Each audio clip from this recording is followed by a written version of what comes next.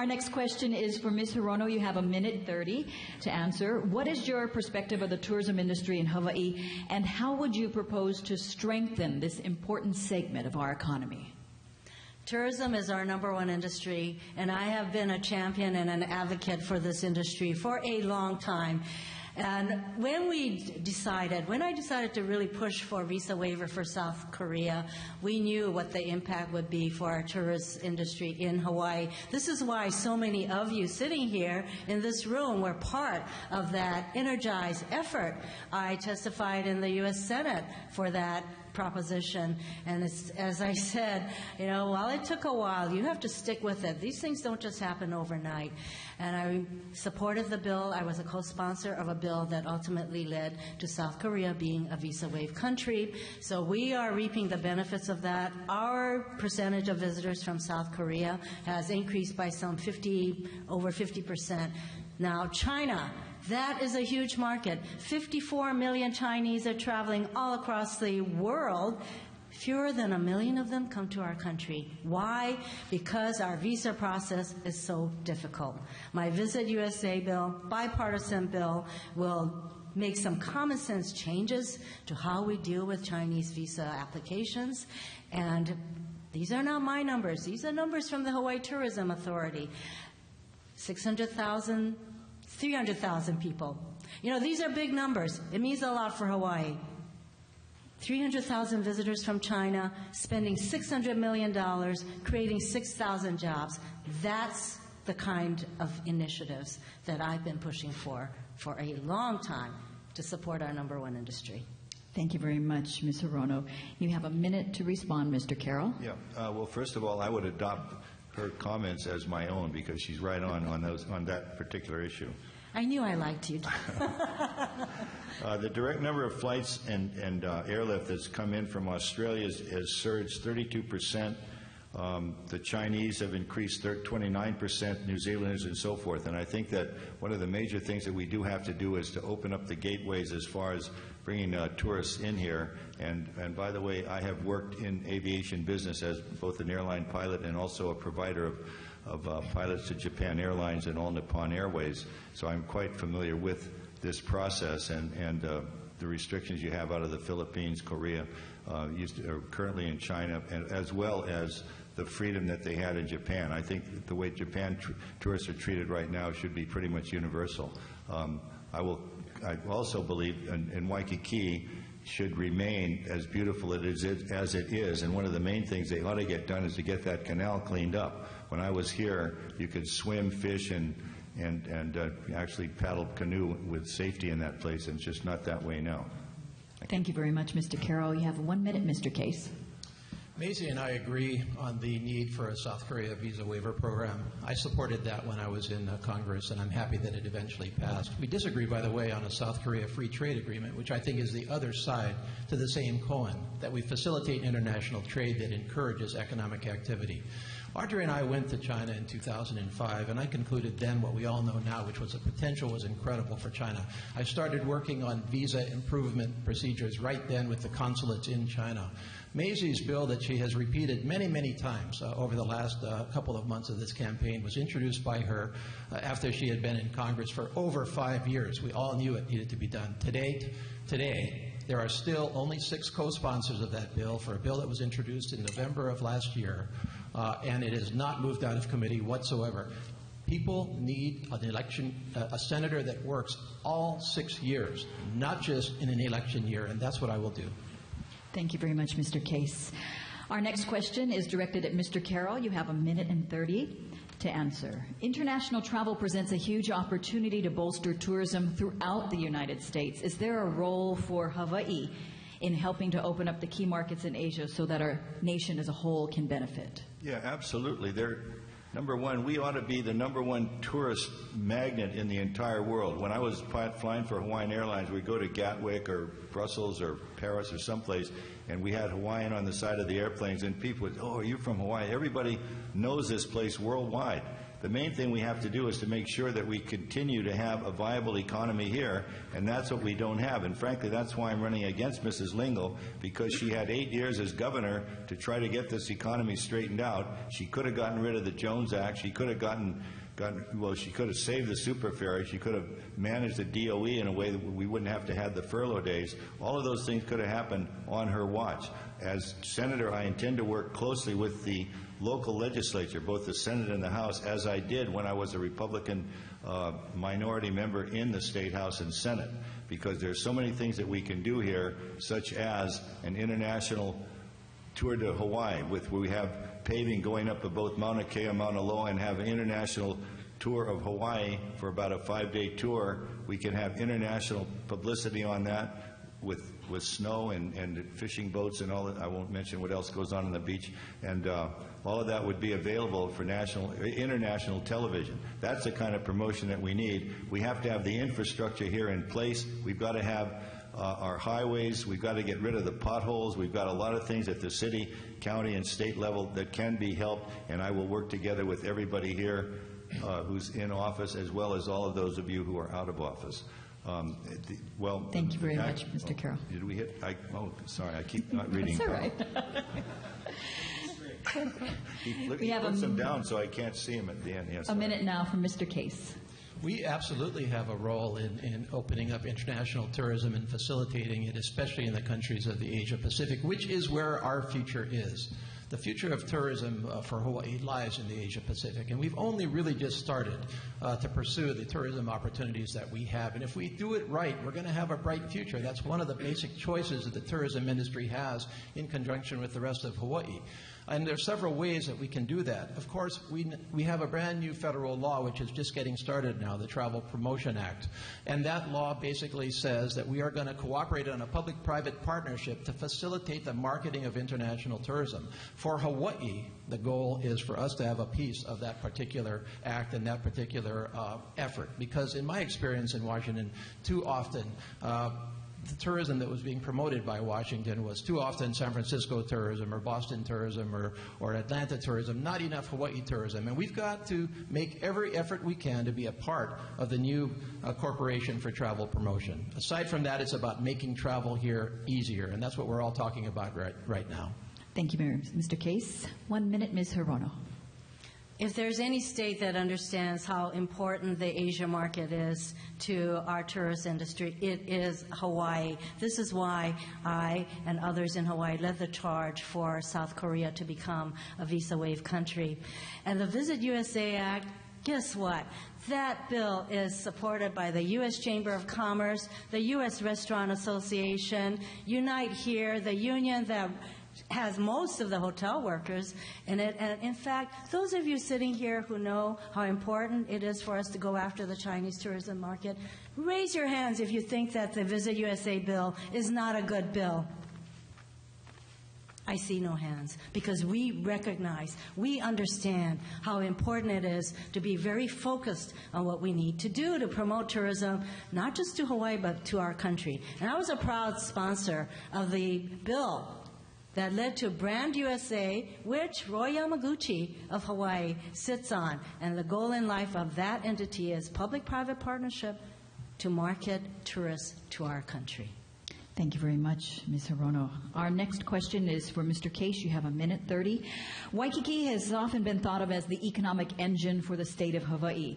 Do you support tourism growth in other parts of Hawaii? And if so, where should it be directed? Well, first of all, let me talk about the goal of a United States Senator, because I don't think the goal of a United States Senator is to micromanage the tourism industry and to sit here on high and make a decision about where tourism should or shouldn't go. I think that's something to be worked on between government and the industry, and I think the industry is best equipped to decide exactly what kind of tourism can occur where throughout the state over the next 25 years. Obviously, I have an opinion on it, having worked in tourism for many years and having represented especially the neighbor islands in the United States Congress. And I think that one of the key choices tourism has to make here, and is already making, is the diversification of tourism away from a purely Waikiki infrastructure kind of an experience. We've been going through this for several decades already with the growth of major tourism destinations throughout the rest of Hawaii. I think that's been a positive development. But I think we also have to realize that tourism today is a multifaceted industry with multifaceted tools, and people want a different experience. You know that. You're in the industry. I know that. I've worked in the industry. People, visitors want constant change. They want some things about Hawaii, but they want agricultural tourism. They want ecotourism. They want scientific tourism, educational tourism, and these can all occur throughout this state. And I think that as we drive tourism throughout this state, it's not a win-lose situation for Waikiki or anybody else. It's win-win for everybody across the board. I depend on the industry to lead the charge on exactly where that should be and come in and help you with the national efforts that they're going to take to get the tourists here and continue enjoying Hawaii. Thank you very much, Mr. Case. Ms. Hirono, you have 1 minute. It's true that tourism encompasses so many different aspects of our lives. And yes, our airports need to be maintained. They need to be modernized. That's part of our tourism economy. And in a bipartisan way, I pushed for an amendment to the Federal Aviation Administration bill that will bring $6 million more to Hawaii's airports to fix and modernize our larger airports. And those of you who have been to the airport at Kahului, you see those long lines? The $6 million that's going to come to our state of Hawaii, thanks to the amendment that I worked on in a bipartisan way, is going to help create probably three more security stations at Kahului Airport, so that the visitors who come and those of us, the residents, can have a better, more efficient experience at Kahului. Those are the kinds of practical things that I work on in collaboration with people in Hawaii. Thank you very much, Ms. Hirono. You have 1 minute, Mr. Carroll. Okay. Well, one of the main things that people can do here that they don't talk about when you're talking about the growth of tourism is to fly gliders out of Dillingham with Honolulu soaring, which I may fly you if you come out there. That's from my boss. Well, first of all, when you're talking about growth, you're talking about, generally people are talking about development, but the point that Ed makes about ecotourism and other types of tourism and the type of development that can happen in those areas, particularly bicycling, in terms of sailing, in terms of various types of things with the different types of surfing activities that we have now. All of that kind of activity, which is growing worldwide. They have surfing up in I guess by Vancouver, British Columbia, things like that. There are those types of growth is what I would like to see. When we're talking about growth and we're talking about development, I would hesitate to say where. I think Kona is still open for more development. I don't think, as former representative of Waikiki, I think we're already expanded to the max here. And I really wouldn't, I think that's more of a local issue in terms of where. But in terms of the future for tourism as a whole, with all the different things that are available here, absolutely, and I would certainly promote that every way that I can. Thank you, Mr. Carroll. Our next question is directed to Ms. Hirono. You have 1:30 to answer. Many have said that this year's federal elections are going to be all about jobs, jobs, jobs. What are your ideas to improve the business climate and to encourage investment to spur economic growth? Exactly. Jobs. In fact, that is what the U.S. Senate and House should be concentrating on, how to create jobs, how to get our economy going so that we can emerge stronger from the most devastating economic crisis since the Great Depression. And this is why I have so focused, especially in this industry, especially the importance of tourism in Hawaii, those things that will promote and support and strengthen tourism in the state. The Visit USA Act, it has widespread support all across the country. People know that we are missing the boat when we don't go after the Chinese tourists. I'm talking about common sense changes that we can make to our visa procedures in China. so that when the Chinese tourists want to come to Hawaii, 54 million of them are traveling all across the country, fewer than 800,000 of them to our country, 62,000 to the state of Hawaii. When we make these common sense changes so that they don't have to go to the 5 permanent consulates in the entire state, entire country of China in order to be interviewed, when we can do video interviews, when we can make those other kind of changes, 5-year visas instead of only 1 year, it is going to make a huge impact on Hawaii's economy. Thank you very much, Ms. Hirono. You have 1 minute. Mr. Carroll. Yeah. Hawaii has 11,000 square miles. Singapore has 250 square miles, slightly less. We have a gross domestic product of about $64 billion per year.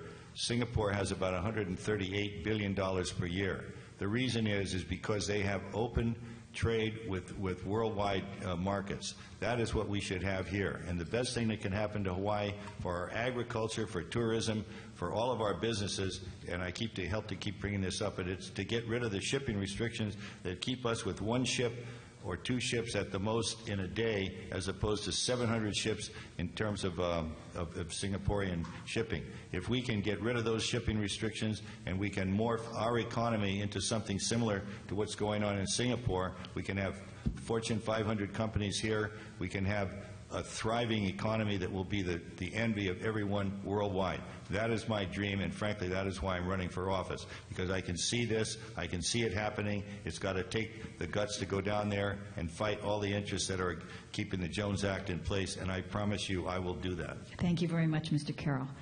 Mr. Case, 1 minute. This election is absolutely about growing our economy and creating jobs. And by the way, it's not just this election. This is a long-term challenge for Hawaii and for our country to maintain economic momentum out into the next generation. Any person that wants to run for the United States Senate needs to have an agenda. Here is my agenda on growing our economy and creating jobs on my website. What I lay out in the agenda is taking care of the overall basics of our country, starting with fixing Washington and getting problems solved that are dragging our economy down. Moving next to the 4 T's, which is tax reform, trade, technology, which I think is a promising industry that has many, many translation effects, and finally, re-education of many of our workers who are being displaced today. Moving down to the specifics of Hawaii, we have to take care of our key core industries to start with. We've already talked about tourism. I think tourism can continue strong, and we need to help tourism continue strong. Our defense community needs to continue strong. Right there is 50% of our economy. We've got to continue those 2 under great pressure right now. Then we have to go out into new economic activities, such as expanded ecotourism, such as education, such as science as an industry. All right, thank you very much, Mr. Case. Our next question is directed towards Mr. Carroll. You have 1 minute and 30 seconds. Infrastructure funding is essential to the visitor industry. How would you support federal funding for airports, highways, harbors, water and wastewater, and other elements of that infrastructure? Okay, well, this is one place I really agree with the Democrats, and that is that every dime I can get to bring into the state, I will do so. I think Dan Inouye and Dan Akaka, as well as Ed and Maisie and have done in the past, is they've done a tremendous job in getting federal money here. The one thing that I will be looking at very carefully, and I'm also already looking at it, and that is that there's waste and abuse on the government contracts that we have right here in this state. And I'm talking about both at Pearl Harbor and at Hickam right now. I'm looking at this with some employees there who are kind of like whistleblowers, but there's a lot of this kind of thing going on, and I intend as a senator to be looking very sharply at this. And I would point out that my background of 34 years in the military, which included tanks, jet fighters, judge advocate, that I do have the ability to go into these areas and really figure out what the heck they're really doing over there. There's a lot of things going on that we can look at, and I will hopefully, if I ever get to be in front of a camera again, which seems unlikely sometimes,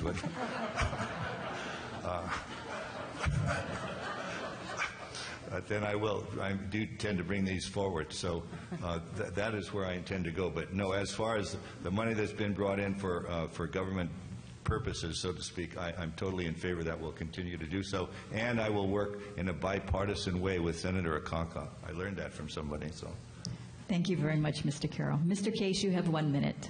One of the basic job requirements of a United States Senator from Hawaii is to make sure that our federal government is attending to our specific needs here. And it's exactly right in the question that infrastructure needs are one of the principal challenges that we have over the next generation in Hawaii. Waikiki infrastructure, I could go right down the road, neighbor island traffic, sewers right down the road, airports that Maisie accurately talked about. These have to be attacked with a blend of skills and efforts from a United States Senator. Number one, of course, we have to access the existing federal programs. Although the debate is mostly about earmarks, we forget that well over 90% of federal funding is not earmarked federal funding. We tend to forget about that because we've become so accustomed to the earmark approach here in Hawaii. And of course, that earmark approach is going to be in danger once Senator Inoue's career ends. And we've got to work smarter along those lines to get those monies that are more discretionary. Earmarks on a targeted basis are legitimate as long as they're affordable, as long as they're not linked to campaign contributions, and as long as they have merit. And yes, I would pursue targeted earmarks for specific demonstrated needs. Thank you very much, Mr. Case. Ms. Hirono, 1 minute. I think one of the most important things that Congress did was to pass the stimulus bill. That bill sent $1.4 billion to the state of Hawaii, of which some $240 million went into infrastructure. I sit on the Infrastructure and Transportation Infrastructure Committee. I am fully aware of how behind we are in our country, in our state, on supporting infrastructure. And you business people, you sit there, if you sit in traffic, that's time. Billions of dollars goes to waste with all of us sitting in traffic. So that's infrastructure. So nothing could be more important in terms of supporting everything we do in this state than to make sure that our infrastructure remains strong. So the unique situation of our airports where we were getting $6 million less than we should have gotten. And it required a change that was only brought to me by my working with, by the way, our State Department of Transportation, who said, Maisie, can you fix this? And we did it. All right. $6 million more every year for our airports. Thank you very much, Ms. Hirono.